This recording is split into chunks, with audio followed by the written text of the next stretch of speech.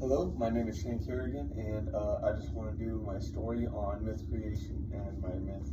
So my myth is going to be about a colonial super mega government, galactic scale, I guess, universe scale, and they're just called the mega government. And then we have my main character, and his name is Joe, and he is. Well, I'll just start with the story right now. So I have my flashcards on the screen here. So there's a colonial mega government. They're intergalactic, and they are colonizing the outer planets of the galaxy of the Milky Way system. And there's this planet called NE76, and it's like this forested, hilly planet. It's basically all one biome.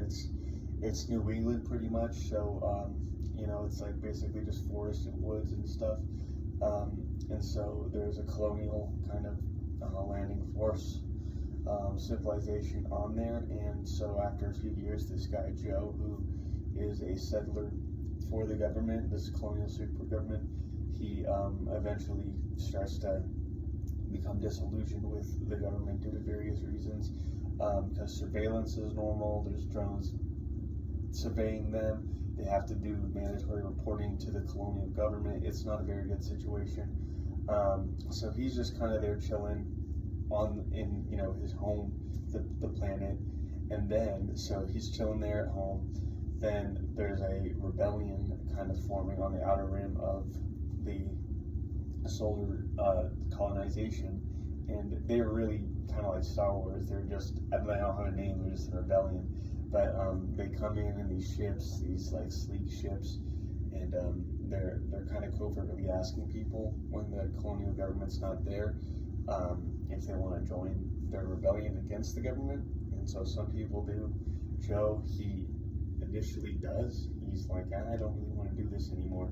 So he joins the rebellion, and then so the leader, the leader of that section of the rebellion, him and Joe go through some disagreements before too long.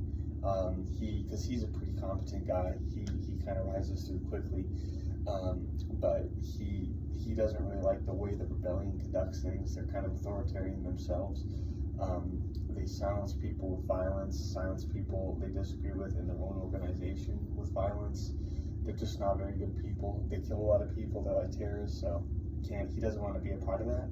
So he seeks out guidance from this old kind of mystic from his place, and what I named him was Eldrick, so that's his name. And he's kind of like the mystic guy, and he helps out. He gives him some advice, and he tells them both sides are really no good. The mega government is this huge, kind of really bad organization that's just colonial and kills a bunch of people. And then the rebellion, they're kind of like crazy terrorist people who really don't respect human life either. So he kind of ultimately says, I don't want to be a part of either of these, but he's still kind of stuck in the situation where he's serving. And so what happens is, he's been serving for a little bit. He crosses, over the threshold from being a normal person. He joins this rebellion, and he serves, and he eventually finds out about this plan, this attack to harm civilians in order to get the government to leave. And so where I was getting at with the whole disagreements thing is he eventually has a breakdown with the leader of his section.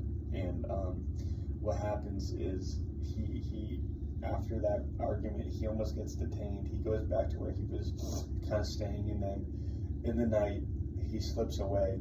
It's kind of his breaking point. He breaks out, slips away from the camp that he's at. It's kind of a hidden camp. It's like any rebel camp. It's hidden, but he slips away into the forest, these New England-like forests, and he meets this goddess.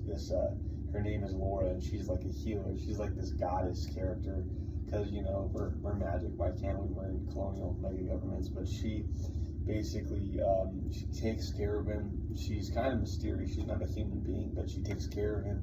She's kind of nurturing, gives him advice, lets him stay there. And then as he so what happens is he stays there with her, and he kind of recoups himself for a few days, and then while he's in the woods, both sides are actually sweeping these woods for defectors or just violence, like the colonial mega government's coming in to sweep through to find rebels, and the rebels are sweeping through to find defectors or spies or scouts or anything. So they're both sweeping through this area, but he just keeps going. He leaves. He escapes across to the other side of this planet, basically. And you know, because it's like Star Wars and they're all the same biome. It's still forest. And what I really wanted to do was, since he escapes, he breaks away from this ideology of colonialism or violence and terrorism. He just gets away from hurting other human beings. And what he does is he actually, so this is kind of crazy, but with the goddess character, they end up kind of staying together, and as they escape, they build their own house in the woods, deep in these forests on this colonial planet. Probably, hopefully, in their lifetime, will never be bothered by either group, and that's kind of happily ever after. And the whole point of it is, don't give your life up to ideology, I guess, you know, kind of live your own life, and just respect all humans. That's really what I got. So yeah, thank you.